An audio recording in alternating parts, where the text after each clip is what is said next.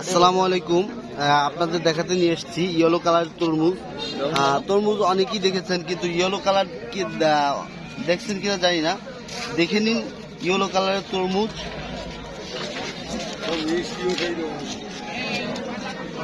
দেখতে নাকি যেমন, খেতেও খুব ভালো, মিষ্টি, তরতাজা। তো আমরা এখন কথা বলবো যে তরমুজ চাষি যে তরমুজ নিয়ে এসেছে তার সাথে। তো আপনার এই যে আপনার ঘেরে কতটুকু ঘেরে এই তরমুজ চাষ করছে? ঘের হচ্ছে হলো 15 বিঘা, কিন্তু 15 বিঘা। আমি 1 প্যাকেট বিচি লাগাইছিলাম, বুঝছেন। 1 প্যাকেট মানে কত গাছ হয়েছিল? 100 ছোপের মতো। 100 ছোপ। হ্যাঁ, তাতে আপনারা মানে কতদিন পর পর বিক্রি করেন? আমি প্রতিদিনই বিক্রি করি। প্রতিদিন কতগুলো মানে ছেড়া যায়, কতগুলো তোলা যায়? প্রতিদিন আমি ধরেন 80 থেকে 90 পিস ছেড়ি।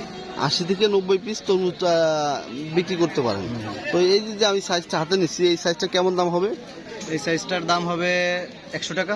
100 টাকা। আচ্ছা, যাক, আপনি এই তরমুজ থেকে আপনি আশা করেন কি পরিমাণ লাভবান হবেন আর কি? বিপুল পরিমাণ লাভবান হবে, কারণ তরমুজটা অনেক বেশিই ধরছে, গাছে অনেক বেশি পরিমাণে এই তরমুজ হয়েছে। আচ্ছা, তো ভালো থাকবেন। আচ্ছা, খাবারের যেমন চাহিদা বেড়েছে তেমন প্রোডাকশনও বেড়েছে। যেমন আপনার আগে তেলাপিয়া আমরা দেখছি আপনার 250-300 গ্রাম 400 গ্রাম ওজন সর্বোচ্চ।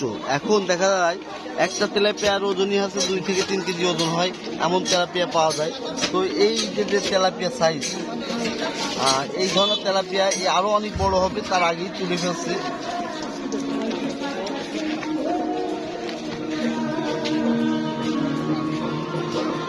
এই যে এই তেলাপিয়াটা কোথায় চাষ হয়েছে? কোথায়? কোটালীপাড়ায়। আমারে না প্রজেক্টে। এই তেলাপিয়ার সাথে আর কি কি মাছ চাষ করা যায়? সব ধরনের মাছ চাষ করা যায়। সিলভার, তারপরে রুই মাছ, টেম্পু মাছ, সব ধরনের।